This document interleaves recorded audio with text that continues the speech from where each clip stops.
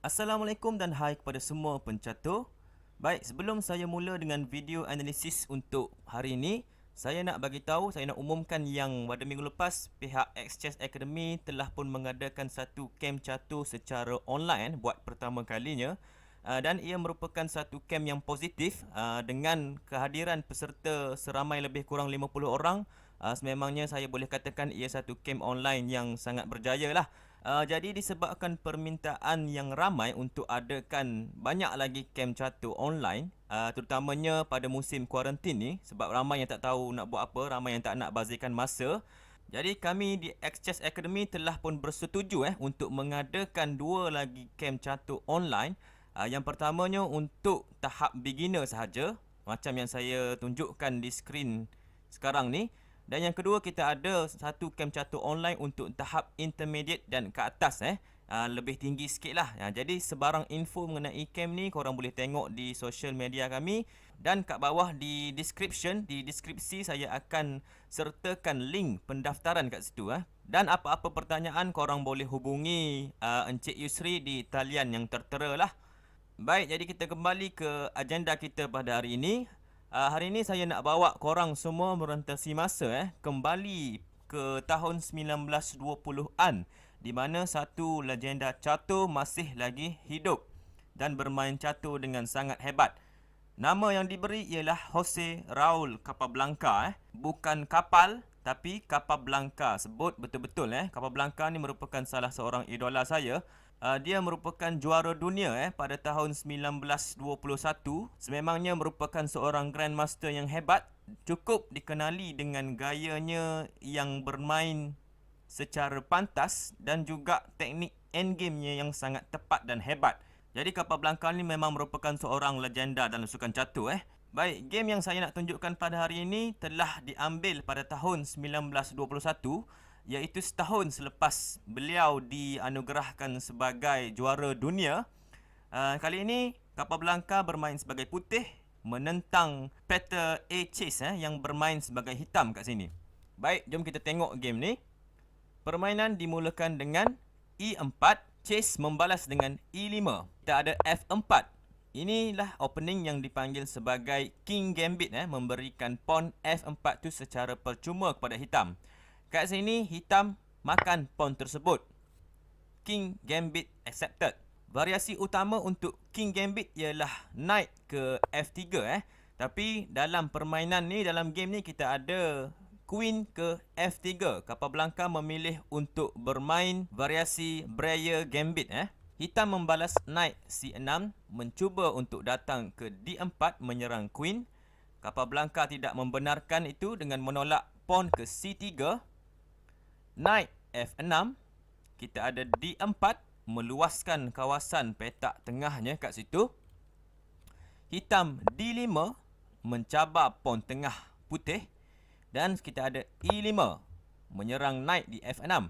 Knight melompat ke E4. Sememangnya satu petak outpost yang sangat bagus untuk knight hitam kat situ. Bishop makan pawn di F4. Dalam opening King Gambit, kalau putih berjaya mendapatkan kembali pawnnya di F4, ini merupakan satu permulaan yang bagus. Sebabnya putih akan mempunyai file F yang cantik di situ untuk membuat serangan. Permainan diteruskan dengan G5 menyerang bishop. Bishop lari ke E3 dan kita ada H5.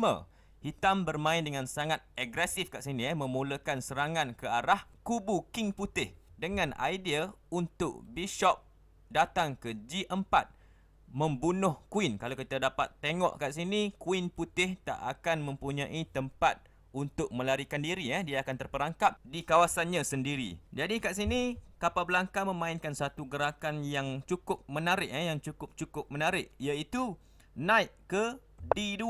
Apakah ini? Adakah Capablanca tidak perasan tentang idea bishop untuk datang ke G4 dan seterusnya membunuh queen beliau? Sememangnya itulah apa yang hitam buat kat sini, iaitu bishop ke G4 menyerang queen. Dan seperti yang saya cakap tadi, queen kat sini tak ada tempat untuk melarikan diri. Persoalannya, adakah ini satu kesilapan Capablanca ataupun adakah ini disengajakan? Jawapannya, ini adalah disengajakan. Ianya merupakan satu sacrifice queen, satu pengorbanan queen yang menarik yang telah dilakukan Capablanca kat sini. Jadi kita ada knight makan knight di E4, bishop makan queen, knight F6 membuat check, king lari ke E7, dan seterusnya kita ada knight makan bishop di F3. Baik. Jadi di posisi ini Capablanca telah pun mengorbankan queennya untuk mendapat 2 minor piece berserta satu serangan yang cantik kat situ disebabkan king hitam telah pun bergerak dan tidak dapat castling. Selain itu kat sini putih juga mengancam untuk makan pawn di G5 sebab knight dan juga bishop, kedua-dua piece ini sedang menyerang pawn tersebut. Dan kalau hitam cuba untuk menyelamatkan pawn tu dengan menolak pawn ke G4, sememangnya Capablanca boleh membuat satu gerakan yang cantik kat sini. Bolehkah korang cari gerakan tersebut? Silakan pause dan cari gerakan tersebut. Knight makan pawn di G4 membuat sacrifice knight. Kalau pawn makan knight, kita ada bishop G5 membuat check. Pawn terpaksa tutup dan sekali lagi bishop makan pawn di F6. Kita ada taktik skewer kat situ. Kalau king lari, sememangnya bishop boleh makan queen secara percuma kat situ. Kita kembali ke posisi ni. Jadi hitam memilih untuk menggerakkan bishopnya ke H6 mengawal pawn di G5. Knight makan pawn G5. Bishop memilih untuk undur ke G7 menyerang knight di F6 yang nampak seakan-akan bahaya kat situ. Putih mengeluarkan bishopnya ke D3. Kita ada bishop makan F6 dan sekali lagi Capablanca membuat satu move yang hebat kat sini. Korang boleh pause video ni dan cari move ini. Kat sini Capablanca memilih untuk tidak makan bishop di F6 tu. Dia memilih untuk castling pendek. Kalau kita tengok kat sini, rooknya berada di file yang cantik kat situ. Mengancam untuk makan bishop di F6. Kalau bishop lari ke G7, sememangnya rook akan makan F7, membuat fort kat situ, menyerang king dan juga menyerang bishop. King terpaksa lari ke E8 dan kita ada rook makan bishop G7. Dengan idea untuk bishop datang ke G6 membuat check, king terpaksa lari dan seterusnya kita ada knight E6 membuat checkmate kat situ. Jadi kat sini hitam semestinya mengawal petak G6 di situ. Hitam boleh naik ke E7 mengawal petak tersebut. Namun putih boleh membuat satu lagi ancaman yang bahaya, itu naik ke F7 membuat fort kat sini menyerang queen dan juga rook. Kalau queen lari ke D7, sememangnya knight akan makan rook di H8 dan di posisi ini walaupun hitam mempunyai satu queen, namun putih mempunyai lebih banyak piece yang aktif dan sedang menyerang kat situ. Sememangnya ini tak bagus untuk hitam.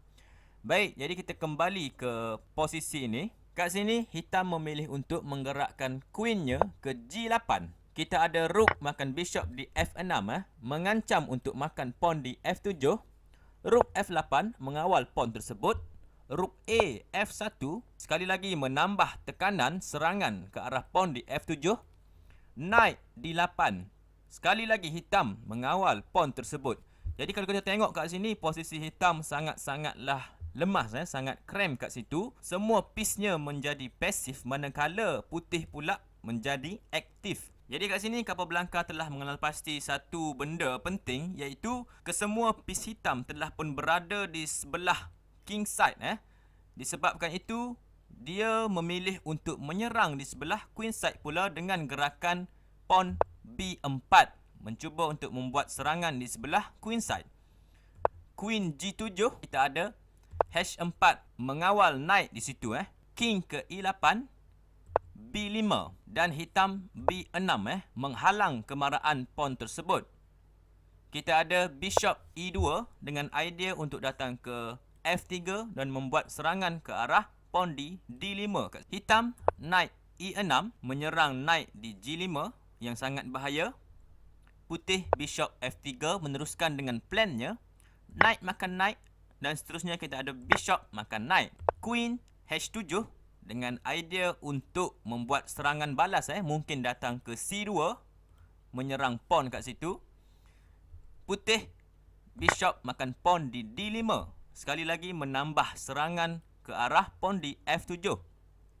Jadi hitam queen ke D3 mencuba untuk membuat serangan balas. Namun kat sini Capablanca membuat satu gerakan yang membuatkan lawannya menyerah kalah. Korang boleh pause video ni dan cari gerakan tersebut. Bishop C6 membuat check.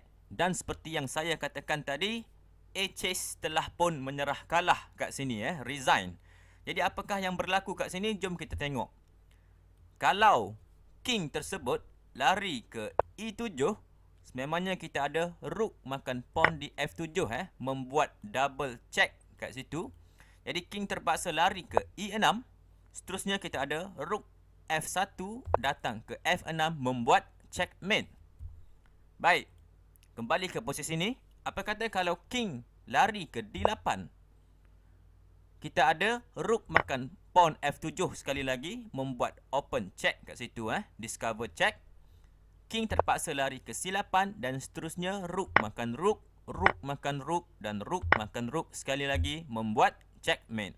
Jadi disebabkan itulah A-chase telah pun menyerah kalah kat sini. Satu game yang menarik yang telah dimainkan oleh Jose Raul Capablanca, seorang legenda catur yang cuba membuat satu queen sacrifice, pengorbanan queen yang sangat-sangat agresif dan sangat-sangat berisiko tinggi kat situ.